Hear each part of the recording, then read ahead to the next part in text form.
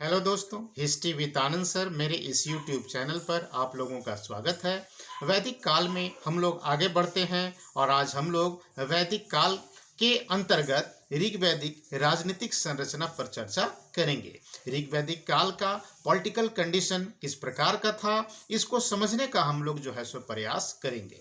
हम लोग सब जानते हैं कि आर्यों का जो भारत आगमन हुआ तो करीब करीब 1500 बीसी के आसपास में हुआ और ये आर्य लोग अलग अलग कबीले के रूप में जो है सो भारत आए, जिसे ऋग्वेद में जन कहा गया है ना। ऋग्वेद में जन शब्द का उल्लेख हम लोग देखते हैं कि 275 बार जो है सो किया गया है। ठीक है, मतलब जन शब्द 275 बार जो है सो आया है, लेकिन ऋग्वेद में 24 जनों का जो है सो उल्लेख मुख्य रूप से किया गया है। ठीक है, अब ये जो ऋग्वैदिक कालीन जो कबीले थे भारत के उत्तर पश्चिम के इलाके में जो है सो स्थापित होते हैं और एक नई संस्कृति का जो है सो भारत में प्रादुर्भाव होता है, जिसको हम लोग वैदिक संस्कृति के नाम से जानते हैं। ठीक है, तो राजनीतिक संरचना किस प्रकार की थी, इस पर हम लोग जो है सो चर्चा करेंगे। हम लोग सब जानते हैं कि ऋग्वैदिक जो काल था, जिसकी अवधि 1500 से 1000 बीसी थी, मतलब 500 वर्षों का यह एक प्रकार से इतिहास है, ऋग्वैदिक काल है ये।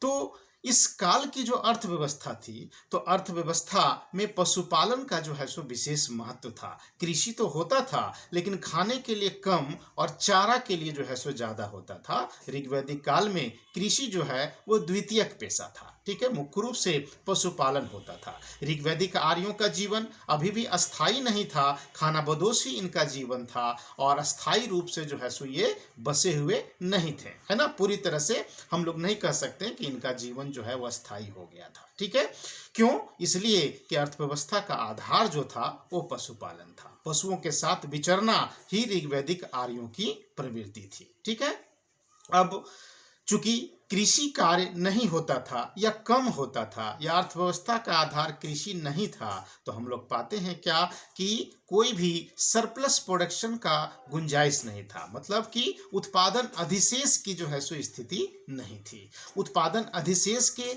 नहीं रहने से हम लोग पाते हैं क्या कि कोई करारोपण प्रणाली जो है सो स्थापित नहीं हो पाया था, कोई टैक्सेशन सिस्टम जो है सो डेवलप नहीं हो पाया था। मतलब कि इस काल का जो राजा था, उस राजा के पास जो है सो कोई कर नहीं आ पाता था। ठीक है, और कर के अभाव में राजा के पास इतना संसाधन नहीं होता था कि वह एक अस्थायी प्रशासनिक संरचना या सैन्य व्यवस्था जो है सो स्थापित कर सके। ठीक है, मतलब कि राजा के पास संसाधन की कमी थी, संसाधन के अभाव में अस्थायी प्रशासनिक व्यवस्था या सैन्य व्यवस्था इस काल में जो है सो डेवलप नहीं हुआ था। जो विभिन्न कबीले जो हुआ करते थे, तो हम लोग पाते हैं कि कबीले के लोग जो हैं वो अपने बीच से ही एक सरदार को जो है सो चुनते थे, एक हेड को जो है सो चुनते थे, है ना। और इसी सरदार को यहाँ राजा कहा गया है। ठीक है, मतलब ऋग्वैदिक काल में राजनीतिक संरचना पर जब हम लोग चर्चा करते हैं तो एक चीज दिमाग में आप रखिए कि इस समय न तो इस प्रकार का कोई राज दरबार होता था, न राजा राजगद्दी में बैठता था, न ही वो दरबार लगाता था। ठीक है, ये आगे के काल की विशेषता है। ऋग्वैदिक काल में हम लोग पाते हैं क्या कि कबीले का जो सरदार होता था, तो वह सरदार ही जो है सो राजा के नाम से जाना जाता था। अभी राजनीतिक व्यवस्था उस प्रकार की नहीं आई थी जैसा हमारे दिमाग में जो है सो एक पिक्चर बनता है ना, कि राजा दरबार लगा रहा है, मंत्रियों के साथ बैठा हुआ है, ऐसा कुछ भी नहीं था। ठीक है, अब देखिए, राजा ऋग्वैदिक काल में राजा के दो कार्य थे। ठीक है, एक था युद्ध में नेतृत्व करना और दूसरा था कबीले की जो है सो रक्षा करना। ये विभिन्न कबीले जो विभिन्न अलग अलग स्थानों पर स्थापित थे, तो इन कबीलों के बीच में जो है सो अक्सर युद्ध हुआ करता था। युद्ध जो है वो पशु के लिए हुआ करता था और पशुओं में भी गाय के लिए हुआ करता था। एक कबीला दूसरे कबीले पर आक्रमण करता था और उस कबीले के पशुधन को जो है सो अपने कबीले में जो है सो ले आता था। मतलब पशुओं के लिए युद्ध करना, पशुओं के लिए संघर्ष करना, ये ऋग्वैदिक काल की जो है सो एक विशेषता थी। जमीन के लिए या भूमि के लिए जो है सो अभी युद्ध नहीं होता था। भूमि संपत्ति का साधन भी इस काल में नहीं माना जाता था। ठीक है, अब विभिन्न कबीलों के बीच में पशुओं के लिए जो युद्ध होता था, उस युद्ध का ही मुख्य नेतृत्वकर्ता जो था वो राजा कहलाता था। ठीक है, राजा के पास संसाधन सीमित थे, हालांकि हम लोग को उल्लेख मिलता है कि लोग जो हैं, कबीले के लोग स्वेच्छा से जो है सो राजा को एक कर देते थे जिसको बलि कहा जाता था। ठीक है, लेकिन बलि जो है वह पूरी तरह से जो है सो कोई टैक्स नहीं था, क्योंकि इसको स्वेच्छा से जो है सो लोग राजा को देते थे, उपहार के रूप में जो है सो राजा को दिया जाता था। ये लोगों पर जो है अनिवार्य रूप से जो है सो लोगों से नहीं वसूला जाता था। मतलब बलि जो था उसको कर का जो है सो एक आदि रूप माना जा सकता है, लेकिन ऋग्वैदिक काल में करारोपण प्रणाली जो है सो स्थापित नहीं हुई थी। ठीक है, तो हम लोग पाते हैं क्या कि जो राजा होता था, तो राजा के पास जो है इतना संसाधन नहीं था कि वह जो है सो प्रशासनिक संरचना स्थापित कर सके, लेकिन ऋग्वेद में बहुत सारे प्रशासनिक अधिकारियों का जो है सो उल्लेख किया गया है। ठीक है, जो अस्थाई नहीं थे, अस्थाई थे। ठीक है, कुछ प्रशासनिक अधिकारियों का जिक्र हम लोगों को मिलता है, उस पर हम लोग आएंगे, लेकिन उससे पहले हम लोगों को यह समझ लेना है कि ऋग्वैदिक काल में जो राजनीतिक जो संरचना थी, तो उसका निर्माण जो है सो किस प्रकार से हुआ था। ठीक है, तो हम लोग पाते हैं क्या कि जो कबीला हुआ करता था,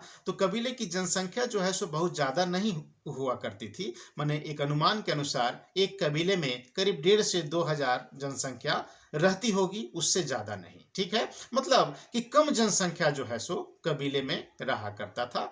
1,000, 1,500, 2,000 इसकी संख्या रही होगी, एक कबीले की जनसंख्या रही होगी। वही आपस में एक सरदार को चुनते थे, जिसको हम लोग यहाँ पर राजा कह रहे हैं। ठीक है, तो प्रशासनिक संरचना में हम लोग देखते हैं क्या कि ऋग्वैदिक काल में प्रशासन का जो सबसे छोटा जो इकाई था, सबसे जो छोटा इकाई था, उसको हम लोग परिवार या कुल कह रहे हैं। ठीक है, मतलब कि प्रशासन की सबसे छोटी इकाई ऋग्वैदिक काल में परिवार या कुल थी। चूंकि जनसंख्या कम था, तो परिवार को ही जो है सो एक यूनिट माना गया था। ठीक है, तो परिवार या कुल ये प्रशासन की सबसे छोटी इकाई थी। इसका जो हेड होता था उसको कुलप कहा गया है ऋग्वेद में, है ना। कई कुलों को मिला करके, मतलब कई परिवारों को मिला करके गांव बनता था, मतलब एक ग्राम बनता था, है ना। और उसका एक प्रधान होता था जिसको हम लोग ग्रामनी कहते हैं, है ना।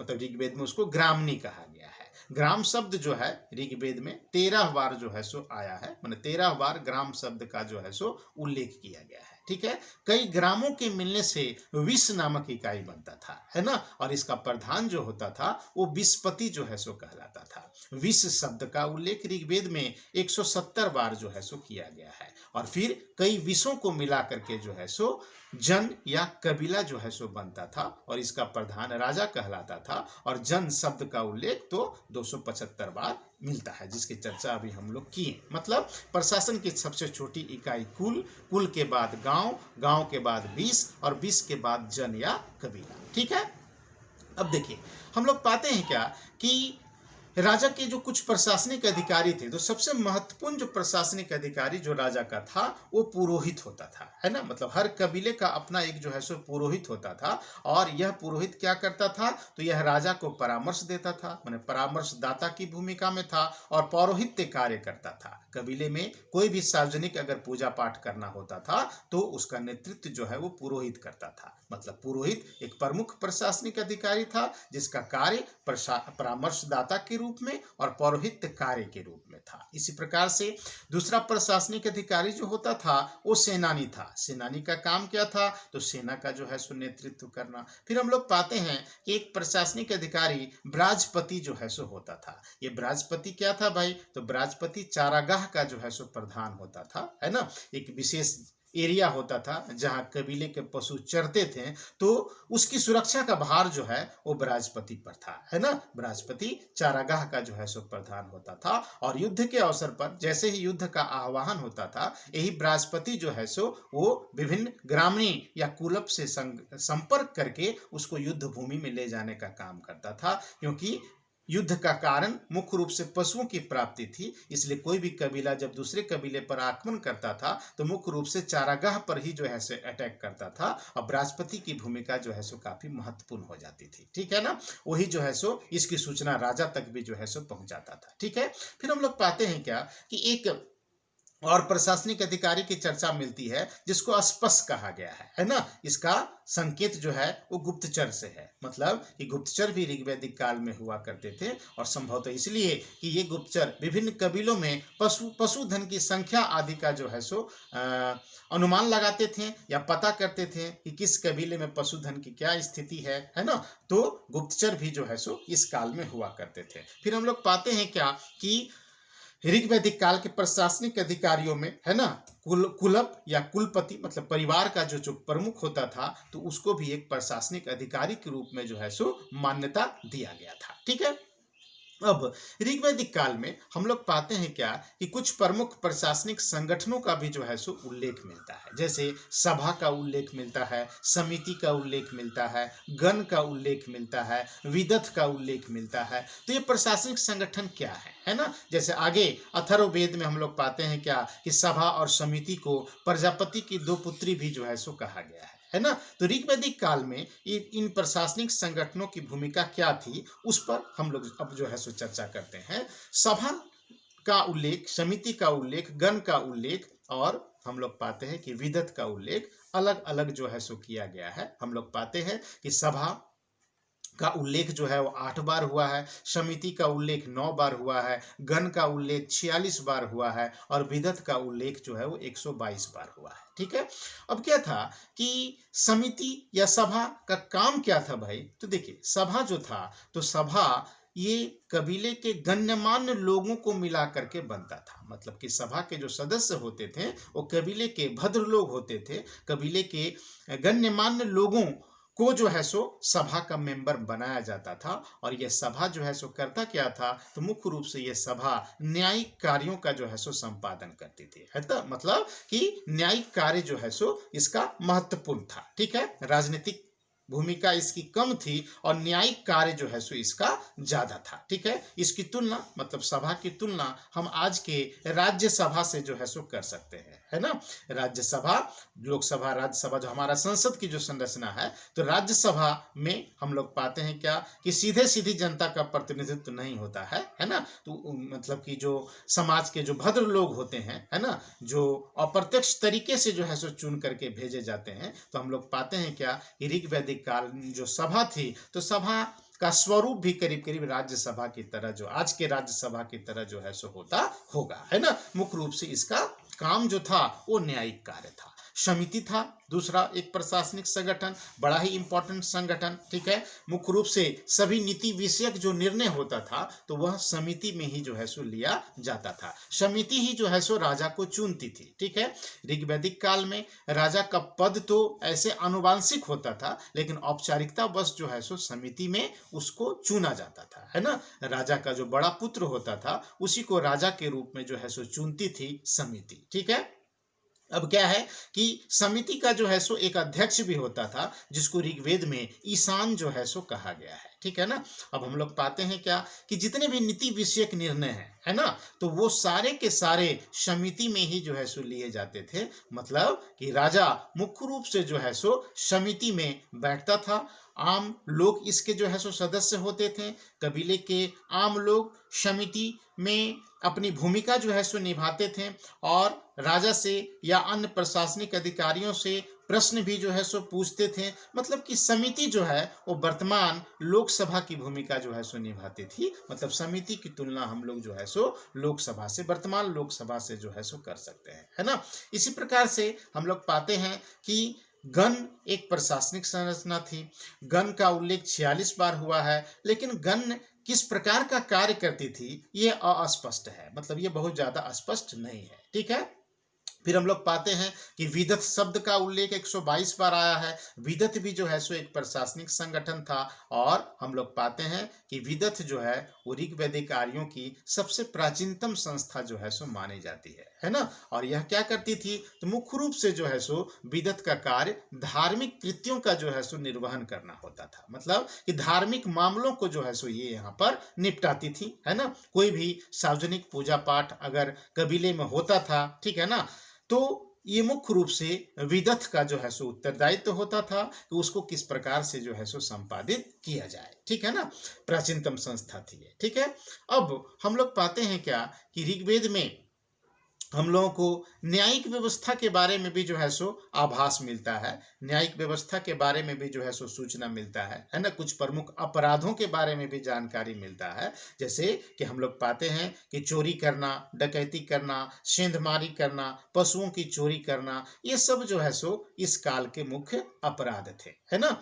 और सबसे बड़ा जो अपराध था वो गायों की चोरी करना, मतलब पशुओं की चोरी, और सबसे बड़ा अपराध था। और पशुओं की चोरी में भी गाय की चोरी जो है सो सबसे बड़ा अपराध था। हत्या से भी बड़ा अपराध गाय की चोरी को माना जाता था, ठीक है ना। इस काल में हम लोग पाते हैं कि एक व्यक्ति के जीवन को 100 गाय के बराबर जो है सो माना जाता था, मतलब एक व्यक्ति का जीवन इज इक्वल टू 100 गाय, ठीक है।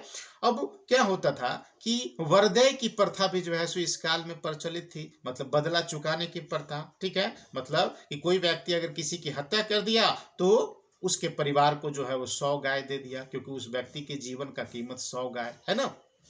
फिर दूसरा व्यक्ति उस व्यक्ति की हत्या कर देता था और वही 100 गाय जो है सो उसको वापस कर देता था। इस प्रकार से बदला चुकाने की प्रथा जो है सो इस काल में हम लोग पाते हैं कि प्रचलित थी, ठीक है।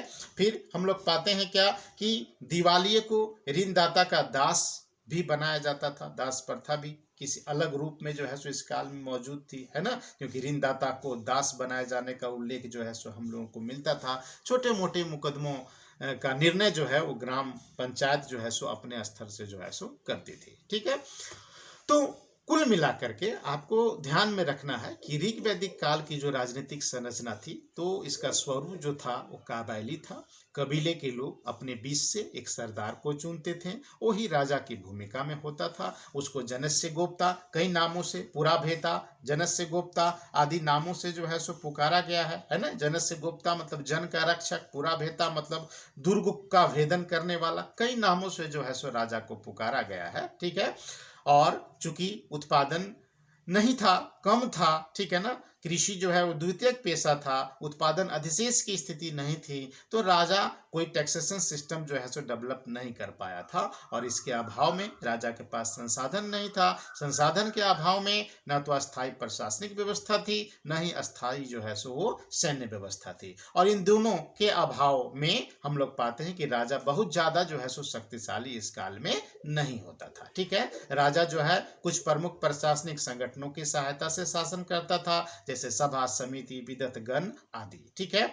हम लोग पाते हैं क्या कि कुछ प्रशासनिक अधिकारी भी होते थे। उन प्रशासनिक अधिकारियों को काम आपको मुख्य रूप से जो है सो ध्यान में रखना है, ठीक है। तो पॉलिटिकल कंडीशन के संबंध में इतनी बातों को जो है सो आपको ध्यान में रखना है। नेक्स्ट वीडियो में हम लोग बात करेंगे ऋग वैदिक कालीन इकोनॉमी के बारे में। ऋग वैदिक काल का अर्थव्यवस्था किस प्रकार का था। धन्यवाद।